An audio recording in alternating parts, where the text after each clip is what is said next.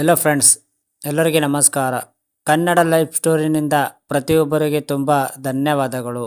ಪತ್ನಿ ಜೊತೆ ಬೊಬ್ಬೆ ಹಾಕಿಲ್ಲ, ಪ್ರೀತಿಯಿಂದ ಮಾತನಾಡಿ. ನೀವು ಈ ವಿಧಾನಗಳನ್ನು ಬಳಸಿಕೊಂಡು ಪತ್ನಿಯ ಜೊತೆಗೆ ಒಳ್ಳೆಯ ರೀತಿಯಿಂದ ಸಂವಹನ ನಡೆಸಿ. ವೈವಾಹಿಕ ಜೀವನವು ಸುಗಮವಾಗಿ ನಾಗಬೇಕಾದರೆ ಆಗ ಸಂವಹನವು ಅಲ್ಲಿ ಪ್ರಮುಖ ಪಾತ್ರ ವಹಿಸುವುದು. ಸಂಗಾತಿಗಳ ನಡುವೆ ಸಂವಹನವು ಇಲ್ಲದೆ ಇದ್ದರೆ ಆಗ ಸಂಬಂಧವು ಮಂಕಾಗುವುದು ಹಾಗೂ ಅಲ್ಲಿ ಸಮಸ್ಯೆಗಳು ಕೂಡ ಇರಬಹುದು. ಹೀಗಾಗಿ ಸಂವಹನ ಎನ್ನುವುದು ಅತಿ ಮುಖ್ಯ.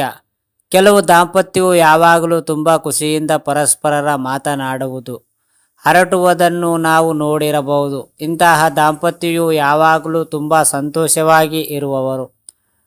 ಪರಸ್ಪರ ತಮಾಷೆ ಹರಟೆ ಸಮಸ್ಯೆಗಳನ್ನು ಹಂಚಿಕೊಳ್ಳುವುದರಿಂದ ಖಂಡಿತವಾಗಿಯೂ ದಾಂಪತ್ಯವು ಮತ್ತಷ್ಟು ಬಲಗೊಳ್ಳುವುದು. ಪತಿಯ ಜೊತೆಗೆ ಸರಿಯಾದ ರೀತಿಯಲ್ಲಿ ಸಂವಹನ ನಡೆಸಲು ಸಾಧ್ಯವಾಗುತ್ತಿಲ್ಲವಾದರೆ ಆಗ ಈ ಲೇಖನವನ್ನು ನೀವು ಓದಲೇಬೇಕು. ಯಾಕೆಂದರೆ ಈ ಲೇಖನದಲ್ಲಿ ಪತ್ನಿಯ ಜೊತೆ ಸಂವಹನ ನಡೆಸುವ 8 ವಿಧಾನಗಳು ನಿಮಗೆ ತಿಳಿಸಿಕೊಡಲಿದ್ದೇವೆ. ಮೊದಲು, ಪತ್ನಿ ಮಾತನ್ನು ಸರಿಯಾಗಿ ಕೇಳಿ. ಸಂಗಾತಿಯ ಮಾತನಾಡುವುದನ್ನು ಯಾವಾಗಲೂ ಕೇಳುತ್ತಿರಲಿರುವುದೇ, ಆದರೆ ನಿಜವಾಗಿಯೂ ಎಷ್ಟರ ಮಟ್ಟಿಗೆ ನಾವು ಅವರ ಮಾತನ್ನು ಕೇಳುತ್ತೇವೆ? ಕೇಳುವುದು ಮತ್ತು ಆಲಿಸುವುದು 2 ಭಿನ್ನ ವಿಚಾರಗಳು. ಪತ್ನಿ ಮಾತಾಡುವ ವೇಳೆ ನೀವು ಕೋಪದಿಂದ ಅದನ್ನು ಕೇಳಿ ಉತ್ತರ ನೀಡುಕಲಿದ್ದರೆ ಮತ್ತು ತನ್ನ ಸರದಿ ಯಾವಾಗ ಬರುತ್ತದೆ ಎಂದು ಕಾಯುತ್ತಿದ್ದರೆ ಆಗ ಇದು ಖಂಡಿತವಾಗಿಯೂ ಆಲಿಸುವಿಕೆ ಅಲ್ಲ. ಪತ್ನಿ ಏನು ಕೇಳುತ್ತಾಳೆ ಎನ್ನುವುದನ್ನು ನೀವು ಮೊದಲು ಆಲಿಸಲು ಕಲಿಯಿರಿ. ಆಕೆಯ ಆಲೋಚನೆ ಮತ್ತು ಭಾವನೆಗಳನ್ನು ನೀವು ಸ್ಪಂದಿಸಿ.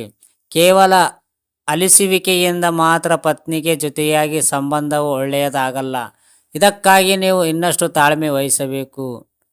Time out. ಪತ್ನಿಯ ಜೊತೆಗೆ ಮಾತನಾಡುವ ವೇಳೆ ಯಾವುದಾದರೂ ಒಂದು ಸಮಸ್ಯೆ ಮಧ್ಯೆ ಎಳೆದು ಬಂದರೆ ಆಗ ನೀವು ಅದಕ್ಕೆ ಒಂದು ಪರಿಹಾರ ಹುಡುಕಬೇಕು.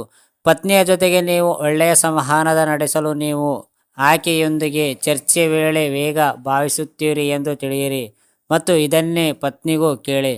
ನಿಮಗೆ ಇಲ್ಲಿ ವಿಶ್ರಾಂತಿ ಬೇಕಿದ್ದರೆ ಆಗ ನೀವು ಯಾವುದೇ ಮುಚ್ಚುಮರೆಯಿಲ್ಲದೆ ಕೇಳಿ.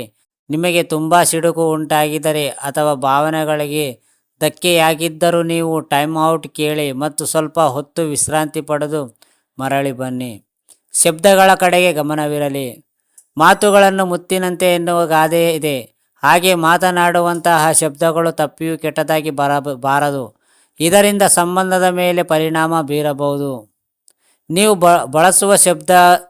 ಬಳಸುವ ಶಬ್ದದ ಬಗ್ಗೆ ಒಂದೆರಡು ಸಲ ಆಲೋಚನೆ ಮಾಡಿ. ಇದರ ಬಳಿಕ ನೀವು ಪತ್ನಿಯ ಜೊತೆಗೆ ಆ ಶಬ್ದವನ್ನು ಬಳಕೆ ಮಾಡಿ. ನೀಡುವಂತಹ ಮಾತುಗಳನ್ನು ಬೆಂಕಿ ಹಚ್ಚಬಹುದು ಮತ್ತು ಅದನ್ನು ನಿವಾರಣೆ ಮಾಡಲು ಪ್ರಯತ್ನಿಸಿ.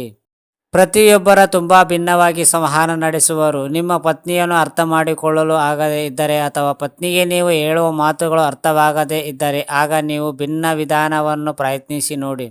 ನಿಮ್ಮ ಭಾವನೆಗಳನ್ನು ಹಾಗೆ ಒಂದು ಪತ್ರದಲ್ಲಿ ಬರೆದು ಅದನ್ನು ಆಕೆಗೆ ನೀಡಬಹುದು. ಇದು ತುಂಬ ಉತ್ತಮವಾಗಿ ಕೆಲಸ ಮಾಡುವುದು. ಪತ್ನಿಗೆ ಕೂಡ ತನ್ನ ಭಾವನೆಗಳನ್ನು ಬರೆಯಲು ಹೇಳಿ. ಪತ್ನಿಯೊಂದಿಗೆ ಹೇಗೆ ಮಾತನಾಡುವುದು ಎಂದು ಕಲಿತುಕೊಂಡರೆ ಆಗ ಖಂಡಿತವಾಗಿಯೂ ಸಂಬಂಧವೇ ಹಾಗೆ ಮತ್ತಷ್ಟು ಬಲಿಷ್ಠವಾಗಿ ಬೆಳೆಯುವುದು. ಫ್ರೆಂಡ್ಸ್, ಅರ್ಥ ಆಯ್ತಾ ಈ ಸ್ಟೋರಿ ಕೇಳಿದ ಪ್ರತಿಯೊಬ್ಬರಿಗೆ ತುಂಬ ಧನ್ಯವಾದಗಳು. Thank you so much.